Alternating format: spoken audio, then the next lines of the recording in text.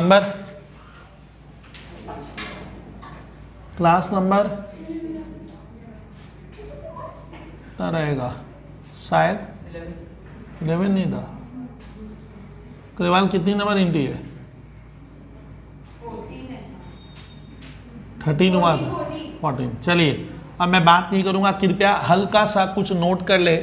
आज हम लोग करेंगे student, every student of class 11 and 12, class 11 most useful है general entry relating to goods and services tax for class 11 IC CBSE board. Must watch ये class रहेगा, आपको ध्यान से देखना है। पहले एक हल्का सा नॉलेज लेंगे, बेसिक नहीं, हल्का सा। सर ये जीएसटी है क्या, तो लिखो what is goods and services. कृपया सुनिएगा, गुड्स एंड सर्विसेज टैक्स। ये देखिए यहाँ पे स्टूडेंट ध्यान देना, गुड नहीं है। आप ये सब जो मैंने बोलते हो किसी को तो गुड्स वर्ड है, GWDS। बहुत बार सर्विस वर्ड बोलते हैं, बट लॉ लिखा है सर्विसेज, तो इसका रीजन है और मार्क्स करता है। तो आपको लॉ किसी को गलत नहीं कहना, बट वर्ड को आपको कहना है गुड्स एंड सर्विसेज टैक्स है, टैक्सेस नहीं है। शॉर्ट में हम लोग कहते हैं जीएसटी। तो सर एक छात्र बोल रहा है कि सर मैं जीएसटी के बारे में कुछ जानता नहीं, ये होता क्या, वो तो बताओ हल्का। सर 11 में उतना ही पढ़ेंगे जितना रिक्वायर्ड है। तो सर इसका आंसर मैं लिखवा रहा हूँ, बहुत इजी लैंग्वेज में लिखवाऊंगा। सुनिए पहले, जीएसटी मीन्स, बहुत मजा आएगा, उतना बुक्स की लैंग्वेज में नहीं जाऊंगा, अपनी लैंग्वेज में, अपनी लैंग्वेज में लिख रहा हूँ। जीएसटी मीन्स, बहुत ध्यान से, जीएसटी का मतलब टैक्स ऑन, ए देखिए सप्लाई वर्ड आया। GST means tax on supply of goods, और है कहीं भी एंड नहीं है, गुड्स और सर्विसेज।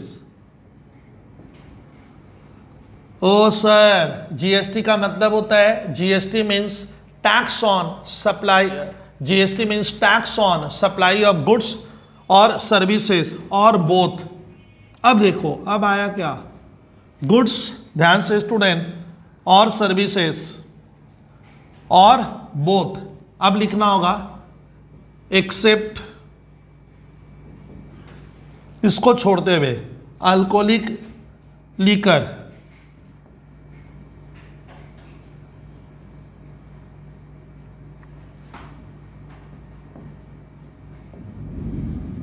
ध्यान रखना, इसको बाद देकर, लीकर फॉर ह्यूमन कंजम्पशन। बस हमें जल्द, मैंने लंबी चौड़ी सर भाषा में नहीं जाना है, क्योंकि मुझे लग रहा है आपको एंट्रीज पूछेगा, जर्नल में कमांड होना है, थ्योरी कम चांस लग रहा है सर, लेकिन आ सकता है क्वेश्चन। तो आप समझिए कि सर जो जीएसटी, सर जो टैक्स है, जो 1 जुलाई 2017, फर्स्ट डे ऑफ जुलाई 2017 को अपॉइंटेड डेट कहते हैं, पूरे इंडिया में अप्लाई हुआ है।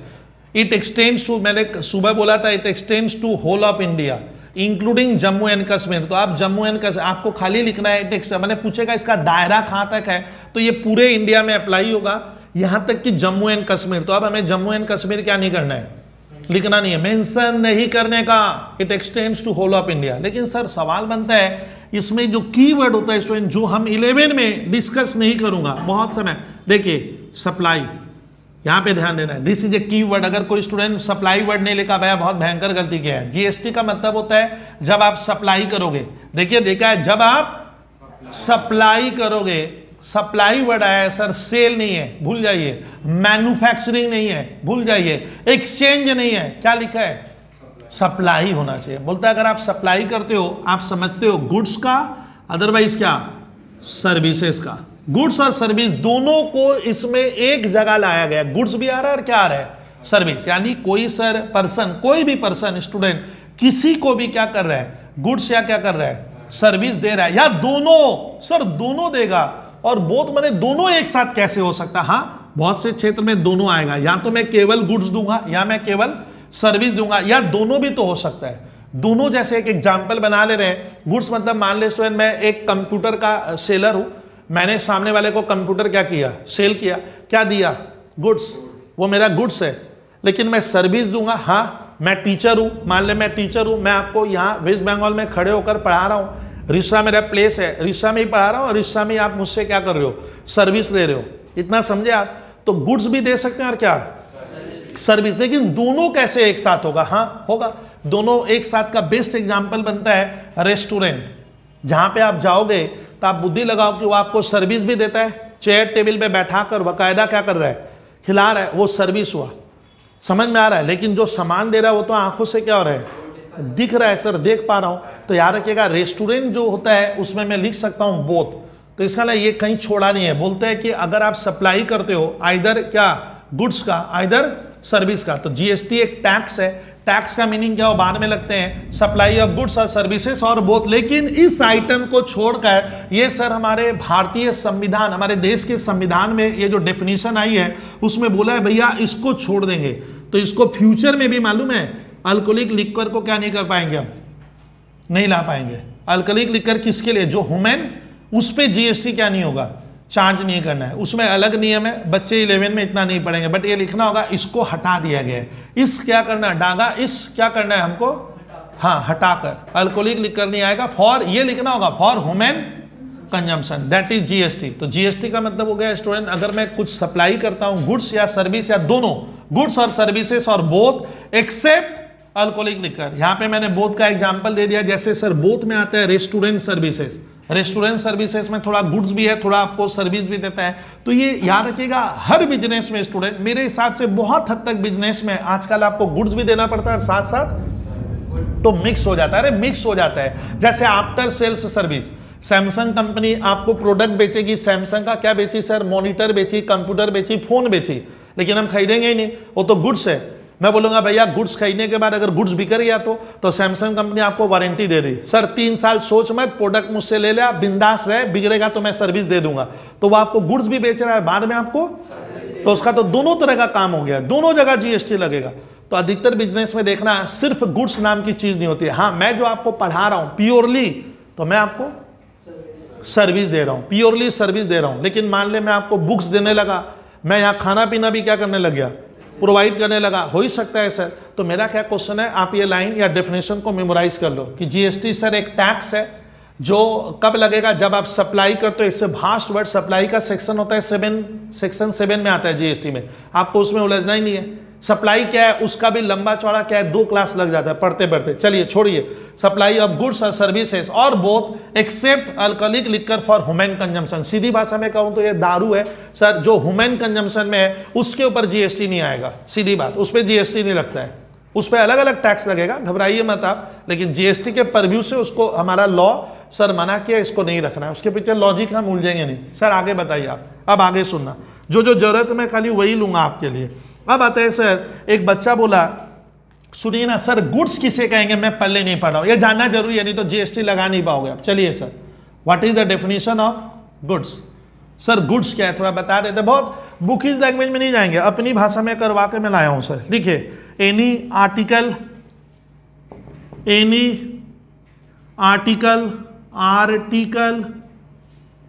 ऑब्लिक कमोडिटी, कमोडिटी आप समझते हो, आर्टिकल आप समझते हो, movable in nature, which is क्या, मूवेबल इन नेचर, इस तरह का मीनिंग दे रहा है ऑर्डिनरी भाषा में। तो आप क्लियर कर पा रहे हो सर स्टूडेंट कि गुड्स का मतलब क्या हो गया कि कोई भी, देखिए आप लाइन को पढ़ो, एनी आर्टिकल बोलता है कुछ भी, कोई भी वस्तु, आर्टिकल, कमोडिटी, लेकिन याद रखना वो मूवेबल होना चाहिए। जैसे मैंने सुबह एग्जांपल दिया था, अग्रवाल मैं तेरे को बोला यहाँ से कलकत्ता चला जा, तुम रिक्शा में बैठ के पढ़ रहे हो, कोलकाता यहाँ से दूर है, तुम उसी पोजीशन में जा पाएगा, मूव हो सकता है, हाँ तुम यहाँ पे कहाँ चला जाएगा, कलकत्ता, यानी यू आर क्या, मूवेबल हो। लेकिन आप जब जाओगे तो क्या वहाँ आपका शेप बदल जाएगा, आप उसी शेप में रहोगे। तो मूवेबल का यहाँ मतलब होता है कि बच्चे पूछते हैं कि सर मूवेबल क्या है। मूवेबल का मतलब है जिस कमोडिटी को आप क्या कर रहे हो, मूव करोगे, वो जिस अवस्था में यहाँ थी उसी अवस्था में एज इट इज वहां पहुंचेगी, तब मैं मानूंगा। नॉर्मली लॉ इस तरह का, उसको मूवेबल कहते हैं, वो मूवेबल माना जाएगा। जो एज इट इज क्या होगा, उसी अवस्था में जाएगा तब वो मूवेबल माना जाएगा। तो इसको ये गलती हो जाती है, सर यहाँ पे लॉ ऐसे ही फ्री में तो नहीं लिखा है मूवेबल इन नेचर, समझ में नहीं आता मूवेबल का मतलब क्या है। मूवेबल का मतलब वो जो वस्तु है, वो आर्टिकल है, वो उसी आकार में क्या होगी, एज इट इज वहां पे क्या होगी, पहुंचेगी।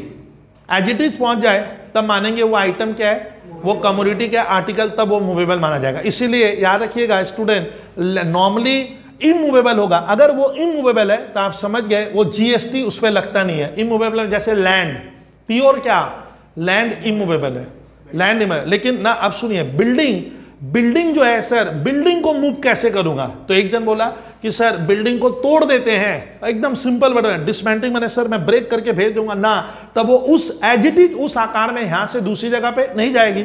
आपको अगर तोड़ना पड़ जा रहा है तो शायद वो मूवेबल नहीं माना जाएगा। आपको ब्रेक करना पड़ गया ना, तो वो क्या नहीं होगा, मूवेबल नहीं होगा। हाँ, जो मूवेबल लायक है, जो उसी आकार में जा सकता है सेम शेप में, तब क्या होगा, वो माना जाएगा मूवेबल इन नेचर। तो इसका मतलब मैं क्या, सर इस माइक्रोफोन सिस्टम को मूवेबल है, मैं यहां से कहीं पे भी क्या कर सकता हूं, मूव कर सकता हूं। आप समझ गए कि लॉजिक सर का क्या है। तो सर एनी आर्टिकल और commodity which is movable in nature.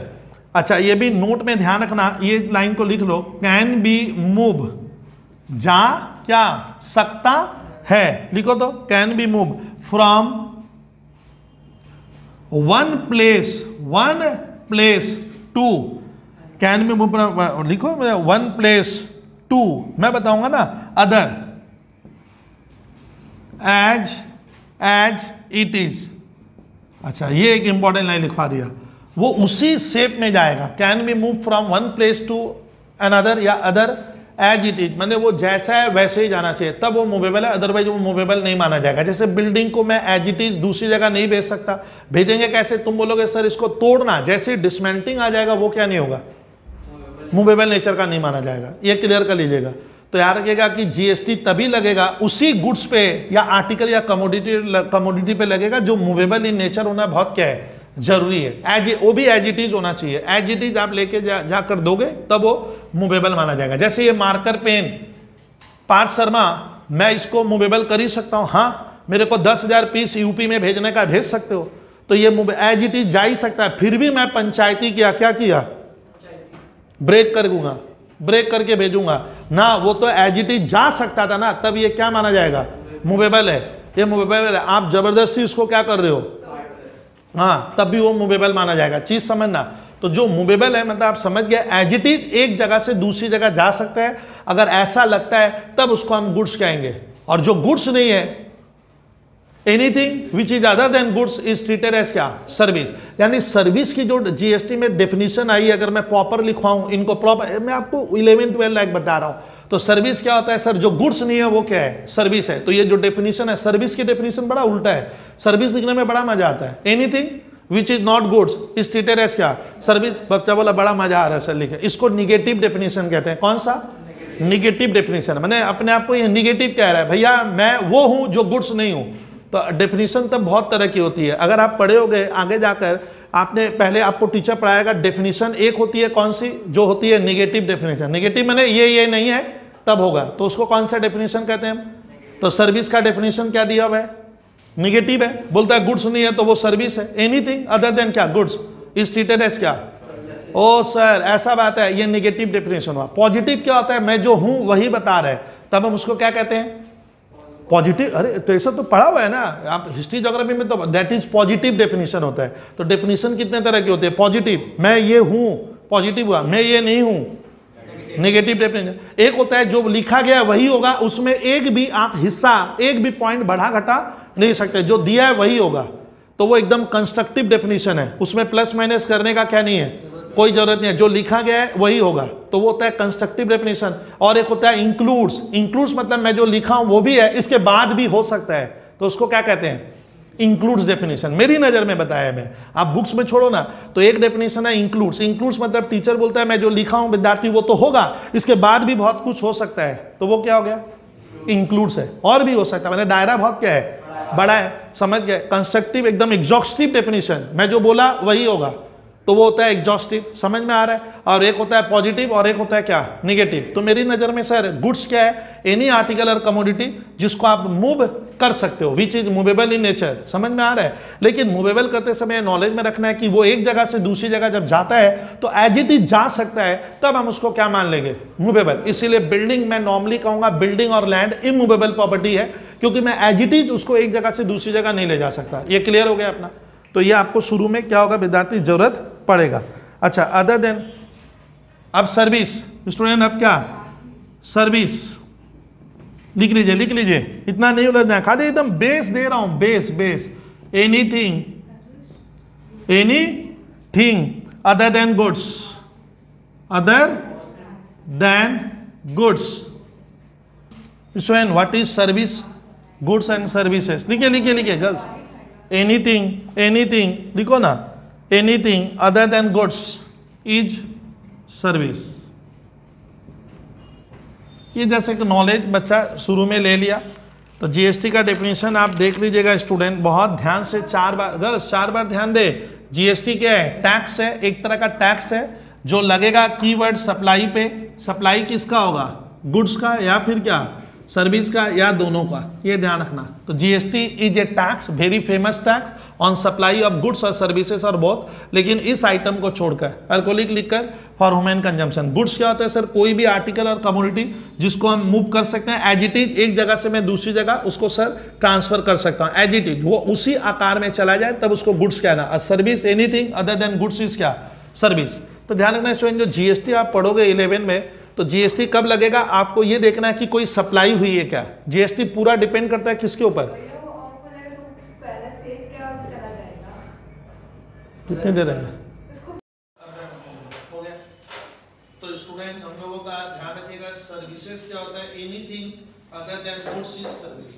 जो गुड्स नहीं है उसको हम सर्विस मानेंगे। मतलब सर मेरे हिसाब से थोड़ा सा ये निगेटिव डेफिनेशन है। निगेटिव मतलब बोलता है जो गुड्स नहीं है भैया वो सर्विस है।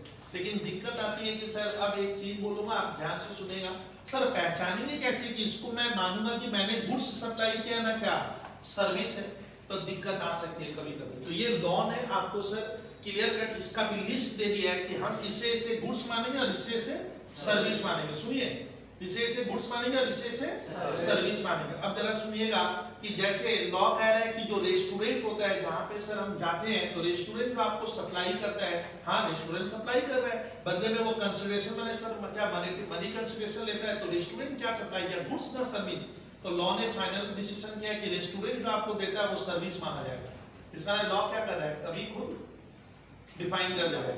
तो आपको ये ध्यान रखना है कि गुड्स पे भी लक्ष्य है सर, अगर आप गुड्स की सप्लाई करोगे तब भी जीएसटी के दायरे में आओगे, सर्विस में भी, और बोथ वर्ड लिखा है, ये लाइन याद कर लेना। अल्कोहलिक लिखकर ह्यूमन कंजम्पशन के यूज आएगा तो उस पे वो जीएसटी के दायरे में नहीं आएगा, उस पे अलग अलग टैक्स लगता है, छोड़ दीजिए। गुड्स आप क्लियर कर लिए, मूवेबल इन नेचर होना चाहिए, एनी आर्टिकल कमोडिटी, कहानी खत्म, एज इट इज जाएगा तो वो गुड्स होगा। और सर्विसेज एनीथिंग अदर देन क्या, गुड्स। अब आता है कि एक बच्चा पूछेगा, ये जानना बहुत जरूरी है जीएसटी में सर टैक्स क्या होता है। अब यहाँ पे एक कहानी बनती है, तो हमें थोड़ा सा नॉलेज ले लेना है व्हाट इज टैक्स, नहीं तो मैं सर ये समझ नहीं पाऊंगा। यहाँ पे जो आपने टैक्स एक वर्ड आया सर ये क्या है, कृपया लिखिए। तो मैं उस नोट से नहीं निकाल, इससे लिखवा दे रहा हूँ स्टूडेंट। अब ध्यान से सुनिएगा स्टूडेंट, टैक्स स्टूडेंट एक तरह का, ध्यान से सुनना, पेमेंट है जो हम गवर्नमेंट को देते हैं। गवर्नमेंट जो मतलब एक्सपेंडिचर करती है उसके लिए मैं दे रहा हूँ। तो आपको ये नॉलेज में रखना है कि टैक्स जब भी हम लिखते हैं तो सर हम एक बार एक टैक्स होता है सर डायरेक्ट टैक्स, और एक होगा टैक्स में कौन सा, इनडायरेक्ट। हमेशा आपको नॉलेज में रखना है कि सर जीएसटी मेरा डायरेक्ट है ना इनडायरेक्ट है, वो अभी क्लियर हो जाएगा। तो आप लोग स्टूडेंट थोड़ा सा स्टार्ट करना। डायरेक्ट टैक्स मैं इस तरह से दिखा दे रहा हूँ, देखो direct tax is a tax of which, बहुत शॉर्ट में, हमें सारी चीजें नहीं लिखना है। Direct tax is a tax, देखो तो direct tax is a tax of which incidence, ये बहुत इंपॉर्टेंट लाइन है, incidence of which incidence and impact IMPACT impact fall on the incidence and impact fall on the same person, on the same person, तब उसको आप नाम क्या देना, direct tax. यहाँ पे दो कीवर्ड आया है, इंसिडेंस अंडरलाइन कर लो और impact, fall on the same person होगा, तब स्टूडेंट ध्यान रखना उसको मैं डायरेक्ट टैक्स कहूंगा। और इसके खूबसूरती होती है डायरेक्ट टैक्स की, ये लिख लेना बहुत जरूरी है मेरे हिसाब से, it is progressive in nature, ये बहुत जरूरी है, ये लाइन हमेशा यूज कीजिएगा, प्रोग्रेसिव इन नेचर, ओ सर ये कीवर्ड में जाएगा, ठीक है। तो ये ध्यान रखना। और एग्जाम्पल लिख लेंगे इसका, सर इसका एग्जाम्पल क्या है डायरेक्ट टैक्स का, ये स्कूल के पेपर में पूछता है, एकदम ध्यान से सुनना। डायरेक्ट टैक्स का एग्जाम्पल है इनकम टैक्स, बहुत ध्यान से देखना। अब थोड़ा सा जान, सर डायरेक्ट टैक्स, तो सर याद रखिएगा गुड्स एंड सर्विसेज टैक्स किस टैक्स के कैटेगरी में आएगा, किस टैक्स के कैटेगरी में, तो ध्यान रखिएगा कि गुड्स एंड सर्विस टैक्स कभी भी आपका डायरेक्ट टैक्स नहीं है। कल क्या बोले, डायरेक्ट टैक्स नहीं है। डायरेक्ट टैक्स क्या है सर, वो टैक्स है जहां पे, सुनिए आप उसको, जहां पे इंसिडेंस और क्या इंपैक्ट एक ही पर्सन पे क्या होता है, आता है। सर ये समझे नहीं हम, इंसिडेंस है क्या, इम्पैक्ट। अब मैं कहानी बना लूं, सर हम कैसे पहचानेंगे कि ये पर्टिकुलर टैक्स जो गवर्नमेंट हमसे लेती है, आइदर सेंट्रल और आइदर स्टेट, सर ये डायरेक्ट है ना इनडायरेक्ट है, ये पहचानना बहुत जरूरी है।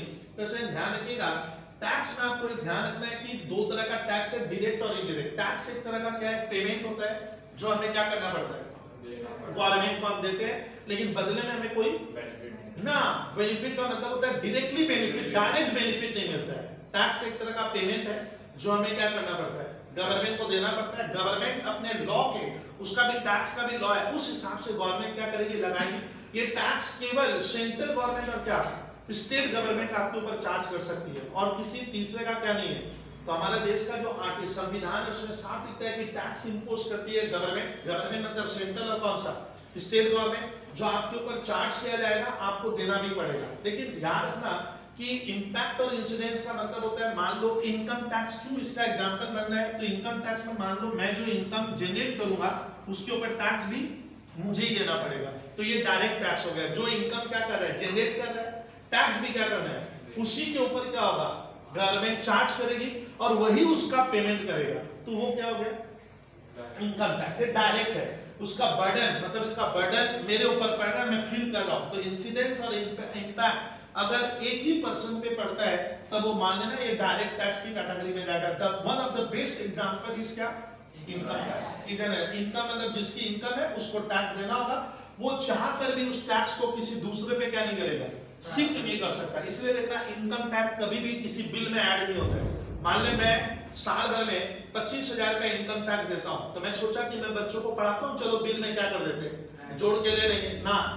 मेरे ऊपर सरकार ने, गवर्नमेंट ने चार्ज किया, ले भी किया और मुझे ही पेमेंट भी करना पड़ेगा, तो वो इनकम टैक्स हो जाता है। बहुत पहले एक वेल्थ टैक्स था, wealth tax sir direct tax का एक एग्जांपल है। वेल्थ टैक्स हट गया है, इसीलिए सर ने लिखा नहीं। वेल्थ टैक्स क्या होता है स्टूडेंट, जिसके पास हद से ज्यादा प्रॉपर्टी होती थी, प्रॉपर्टी वेल्थ संपत्ति, उसको ये टैक्स देना पड़ता था। तो क्या समझ गया student, wealth tax is the second example, but वो सिलेबस से वेल्थ टैक्स गवर्नमेंट ने हटा दिया, नहीं लगेगा। तो वेल्थ टैक्स करीब कब लग रहा था, जब आपके पास वेल्थ है हद से ज्यादा, तब आपको एक टैक्स देना पड़ेगा। माने जिसकी वेल्थ वही देगा ना, किसी दूसरे पे सब चार्ज करेगा।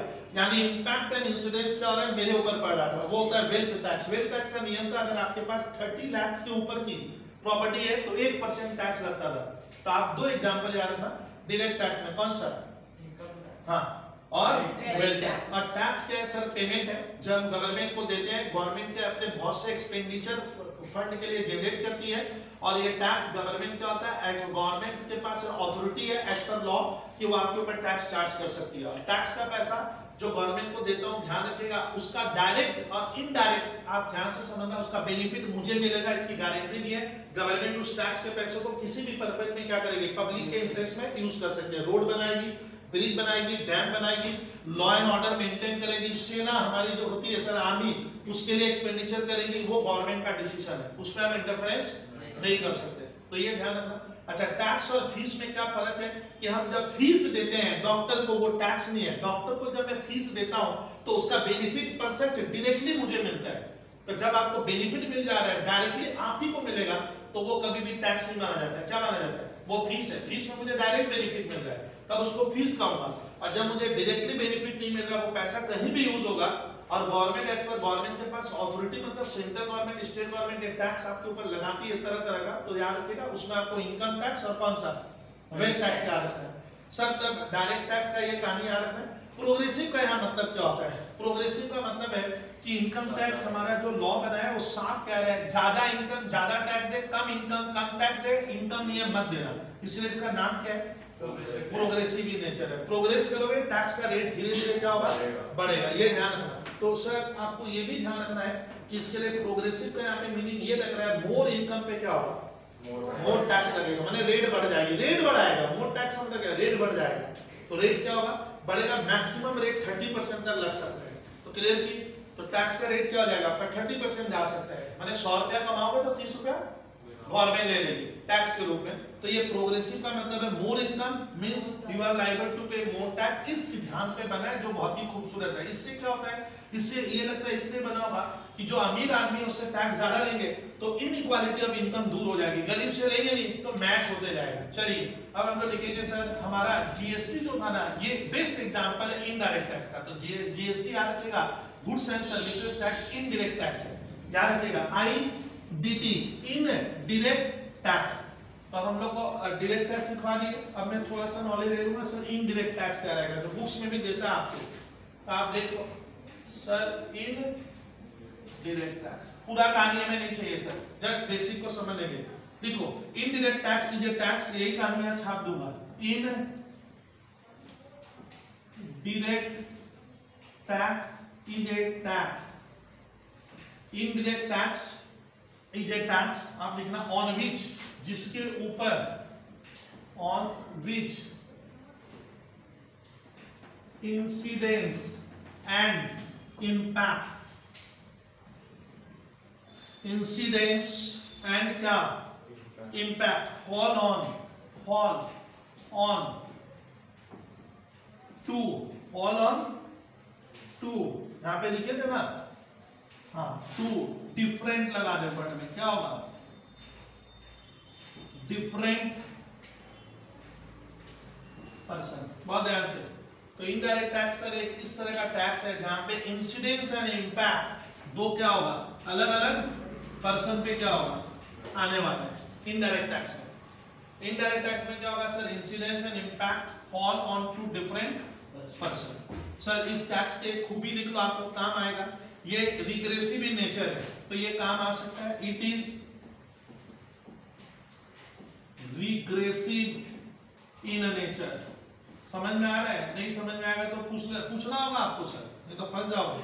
सर एग्जांपल दीजिए तो इसका एक बेस्ट है, बहुत जबरदस्त है, काम आएगा। Goods and services tax, goods and services tax इसका एग्जांपल है। सर रिग्रेसिव का मीनिंग क्या है वो बाद में ले लेते हैं, ये प्रोग्रेसिव इन नेचर है, ये ध्यान रखना।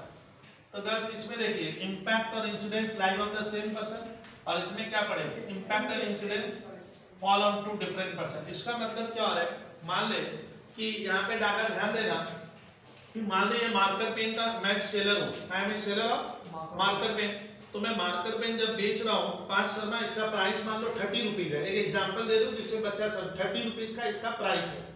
तो ध्यान से सुनना कि ये मार्कर पेन पहले मैंने किसी से परचेज की, मार्कर पेन एक कमोडिटी है, ये मूवेबल इन नेचर है, तो ये क्या है? गुड्स है। तो जो मुझे दिया होगा वो मुझसे टैक्स लेगा, और वो सप्लाई कर रहा है, क्या सप्लाई कर रहा है? Marker pen. तो मान ली जिससे सर ने मार्कर पेन खरीदी, मान लो मैं उसको 5 रुपया जीएसटी दिया, कितना? सामने वाले को टैक्स दिया। वो बिल में इनवॉइस कहते हैं, टैक्स इनवॉइस, उसमें 5 रुपया वो जीएसटी का ले लिया। मैं बोला भैया क्यों लिया? भैया लॉ है, मैं अगर गुड्स कोई दूसरा मुझे गुड्स या सर्विस क्या करेगा? सप्लाई करेगा, तो वो सप्लायर का, और मैं क्या हूं? Recipient, I am the recipient of the pen. तो रेसिपिएंट से वो वसूल कर रहा है, लेकिन सरकार पहले उसको चेतावनी दी है, तुम गुड्स अगर और सर्विस सप्लाई करता है तो तुम क्या करना? सामने वाले से हाँ टैक्स ले लेना। तो वो क्या किया? टैक्स मेरे ऊपर चार्ज कर दिया, तो उसके ऊपर सरकार लगाई। सरकार क्या किया? और वो बंदा जो मुझे सेल मेरे पे लगा दिया। तो बता आई am the recipient of service, तो मैं रेसिपिएंट ऑफ सर्विस या रेसिपिएंट ऑफ गुड्स हूं। तो रेसिपिएंट से वो बहुत ही साइंटिफिक तरीके से अपने टैक्स इनवॉइस मैंने बिल में 5 रुपया बबलू सर से जीएसटी ले लिया, वो ले लिया। तो वो जो सामान बेचा है उसमें वो जीएसटी भी क्या किया? लिया होगा टैक्स, और गुड्स भी मुझे दे दिया। तो मैं जो जीएसटी उसको दिया हूं पहले ध्यान से सोचना कि गवर्नमेंट ने उस क्या किया है, सप्लायर के ऊपर क्या किया है, जीएसटी चार्ज किया, वो मेरे से लेके गवर्नमेंट को 5 रुपया क्या कर दिया। अब 5 रुपया मैं नहीं देता हूँ, ध्यान से, आई एम द रेसिपिएंट। रेसिपिएंट क्या कर रहा है, मैं तो उसके अमाउंट में जोड़ के उसको दे दिया, गवर्नमेंट उससे वो पैसा वसूल करती है, किससे, मेरे से दे मैं रहा हूँ। तो इसका क्या हो रहा है, वो 5 रुपया इनडायरेक्टली क्या किया, मुझसे लेके सरकार को दे दिया, उसका कोई बर्डन नहीं गया। बर्डन किसके ऊपर आ गया, मेरे ऊपर। अब मेरा पेन मान ले 25 का है, 5 रुपया इसमें जीएसटी जुड़ा है, तो 30 बैठा मेरा। तो इसका क्या हो रहा है, ये क्या लिखा, impact and incidence lie on two different person, तब वो हो गया इनडायरेक्ट टैक्स, मतलब सरकार ने उसके ऊपर चार्ज किया, वो जीएसटी के दायरे में आ रहा है, उसने मुझे गुड्स सप्लाई किया, तो वो 5 रुपया जीएसटी जो क्या हो गया, मेरे से ले कर दिया। अब मान ले उसको पूछ रहा हूं, शर्मा ये मार्कर पेन मेरे पास आ गई, मार्कर पेन मेरे पास आ, मेरा 5 रुपया जीएसटी लग गया, मैंने ये मार्कर पेन किसी दूसरे को क्या कर दी, suppose I am a distributor या सेलर ऑफ मार्कर पेन, मैंने सेल किया किसी दूसरे को, तो मैं उससे क्या किया, थोड़ा प्रॉफिट वगैरह ऐड कर देंगे, पूरा डिटेल में नहीं जा रहा मैं, और मैं सामने वाले से 7 रुपया क्या किया, टैक्स। सर 7 क्यों 5 लो ना, मैं इसमें थोड़ा ऐड करूंगा ना, तो ऐड करने से जीएसटी क्या होगा, प्रॉफिट तो ऐड करूंगा कम से कम, तो मेरा जीएसटी का वैल्यू क्या होगा, बढ़ जाएगा। तो मान ले ये मार्कर पेन बब्लू सर ने किसी को सेल की, उससे मैं 7 रुपया क्या कर लिया, ले लिया, मैं फ्री हो गया, गंगा नहा लिया। बोल कैसे, कि मैं जिसको 5 रुपया जीएसटी दिया था, मन में खुशी, चलो भैया उससे 7 रुपया में जीएसटी का ले लिया, कितना रुपीस, 7, तो मेरा तो जीएसटी पॉकेट में आ गया। अरे मेरा 5 वाला आ गया, मैं तो 7 दिया हूं, बर्डन उसके ऊपर है, उस पर्सन के ऊपर बर्डन है, वो 7 रुपया जीएसटी दिया। अब मोदी जी मुझे पकड़े, ममता जी ने मुझे पकड़ी, बोली सर आप सुने 7 रुपया क्या किए जीएसटी का लिए, हमें दीजिए, मैं ऑलरेडी क्या कर चुका हूं, किसी को 5 रुपया दे चुका हूं, तो जो डिफरेंस आएगा खाली उतना ही बर्डन मेरे ऊपर आ रहा है, मैं वो भी मैं उससे लेकर दे रहा हूं, तो ये टैक्स मेरे ऊपर फाइनली क्या नहीं हुआ, नहीं आया। देखा जाए तो इनडायरेक्टली मैं दूसरे पे क्या कर दिया, पास ऑन कर दिया, और जो मार्कर पेन थर्ड व्यक्ति मुझसे लिया वो इसको यूज कर रहा है, तो उसके लिए कॉस्ट क्या होगा, सारा बर्डन उसमें चला जाता है। जब इस तरह से एक चेन बाय चेन टैक्स कर रहा है, वैल्यू जितनी बार ऐड होगा उतनी बार जीएसटी बढ़ेगा, और फंसेगा कौन, अल्टीमेट कंज्यूमर, जो लास्ट में उसको कंज्यूम करेगा, वो बोझा क्या हो गया, उसके ऊपर आ गया। हम दोनों फ्री, वो 5 मुझसे ले लिया, मैं इससे 7 लेकर अपना पैसा क्या कर लिया, जीएसटी का निकाल लिया, बर्डन किसके ऊपर आया, उसके ऊपर। वही चीज इसमें लिखा, impact and incidence line on क्या लिखा है ना, डिफरेंट पर्सन। रिग्रेसिव क्या था, रिग्रेसिव मतलब सर देख, इनकम टैक्स में एक कमी है, इनकम टैक्स का ड्रॉबैक सुनिएगा तुम विद्यार्थी, सुन, income tax is an example of direct tax, जिसकी इनकम उसका टैक्स, सीधी बात देगा वो, लेकिन ये प्रोग्रेसिव है, प्रोग्रेसिव मतलब ज्यादा कमाओ ज्यादा देना, तो मान ले जो व्यक्ति कमाएगा ही नहीं, कमाएगा ही नहीं तो देगा नहीं, और जो कमाएगा वो देगा। जैसे जैसे आमदनी बड़ी बड़ी बड़ी टैक्स क्या होगा, बढ़ते चला जाता है। तो कहानी तो सही समझ में आ रही है, लेकिन इसमें एक वर्ग छूट जाता है। आप बहुत से व्यक्तियों से हमारी सरकार डायरेक्ट टैक्स लेती नहीं है, क्योंकि उसका आमदनी नहीं है, तो उसको इसका कभी फीलिंग नहीं आता कि मैं दे रहा हूँ, मैं दे रहा हूँ, ऐसा फील नहीं आ रहा, उसको फील ही नहीं हो रहा है। और लॉ कह रहा है कि 2.5 लाख रुपया कमाओगे, 2.5 लाख नॉर्मल सिनेरियो में, तो टैक्स लगता ही नहीं है। तो जो भी इंसान मान ले 2.5 लाख रुपया ईयरली कमाएगा, उसको तो ये टैक्स देना नहीं है, वो बरी हो गया, और जो तो देगा, तो उसको ना इसका फीलिंग नहीं आता है। लेकिन ये टैक्स खतरनाक है, इसमें गरीब व्यक्ति भी इंक्लूड होगा, रिग्रेसिव इन नेचर है, मतलब इसका दायरा बहुत क्या है, बड़ा है। तुम अगर 2 रुपए का भी कोई सामान लाता है, पेंसिल या क्या बोलते हैं सब इरेजर, तो उसमें भी क्या है, टैक्स लग जाए। यानी ये टैक्स गरीब वाले गरीब व्यक्ति भी खरीदने गया पेन पेंसिल, उसको क्या करना होगा, देना पड़ेगा। तो इसको कहते हैं रिग्रेसिव इन नेचर। रिग्रेसिव मतलब ये समाज के हर वर्ग से लिया जाता है, ये समझ में आ रहा है। सबसे रिलायंस जितना टैक्स देगा पेंसिल खरीदने में अपने बच्चों के लिए, मैं भी क्या करूंगा, उतना ही दूंगा। तो ये तो रिग्रेसिव इन नेचर हो गया, इसका दायरा तब बहुत क्या है, बड़ा है। इसमें अमीर गरीब सबको ये टैक्स देना पड़ेगा, भले कितनी नीड क्यों ना। आप ये नहीं कहोगे मेरी आमदनी कम है सर, मेरे लिए तो जीएसटी में दूंगा नहीं, देना पड़ेगा। इट इज रिग्रेसिव इन क्या नेचर है, इसको रिग्रेसिव कहते हैं, मतलब इसका दायरा बड़ा हो गया, ये बहुत वाइड है, ऐसा कह रहे हैं। और इसका बेस्ट एग्जांपल क्या है, गुड्स एंड सर्विसेज टैक्स है, और भी है, आपको इतना नॉलेज में रखना होगा। तो डायरेक्ट टैक्स, इनडायरेक्ट टैक्स इस तरह का होगा। टैक्स कंपल्सरी पेमेंट है, जो हम बेसिकली गवर्नमेंट को देते हैं, गवर्नमेंट उसको क्या करता है सर, पब्लिक यूटिलिटीज के लिए एक्सपेंड करेगा, और गवर्नमेंट किसी भी तरह से यूज कर सकता है, उसका बेनिफिट डायरेक्टली मुझे नहीं मिलता है, तो वो टैक्स माना जाता है। फीस क्या होता है, जब बेनिफिट मुझे डायरेक्टली मिलेगा, तो वो जो पेमेंट है मैं इसको टैक्स नहीं कह के क्या कह दूंगा, फीस कह दूंगा। और एक होता है सेस, CESS, सेस क्या होता है? एक ऐसा टैक्स है जो हम गवर्नमेंट को देते हैं, गवर्नमेंट बता देगी कि सर मैं इसलिए ले रहा हूं, यानी मुझे सेस का पैसा कहां लगेगा क्या है पता है, पता है टैक्स का कहां है, तो सेस वो होता है। जैसे एजुकेशन सेस मैंने बताया था, गरीब बच्चों के पढ़ाई के लिए गवर्नमेंट मुझसे क्या की, बोली बब्लू सर आप थोड़ा एजुकेशन सेस नाम का एक पेमेंट किया करो। मैंने क्या करोगे आप, पहले ही तो बता दिए एजुकेशन, मैंने गवर्नमेंट क्या करेगी, गरीब बच्चों को पढ़ाने के लिए क्या करेगी, उस पैसे का उपयोग करेगी, वो मुझसे लेगी। तो होता है क्या, आपको बता दिया ना मैं इस काम के लिए ले रहा हूं, उससे वही काम फुलफिल करना होगा, तो उसमें मुझे पता ओ यहां लगाने वाले हैं, तो होता है सेस। तो इसका एक होता है टैक्स, एक फीस और एक क्या सेस। ये नॉलेज में मुझे शुरू में क्या करना है, दिमाग में बैठा देना है, इतनी सी चीजें आपको। ये एक हो गया टैक्स।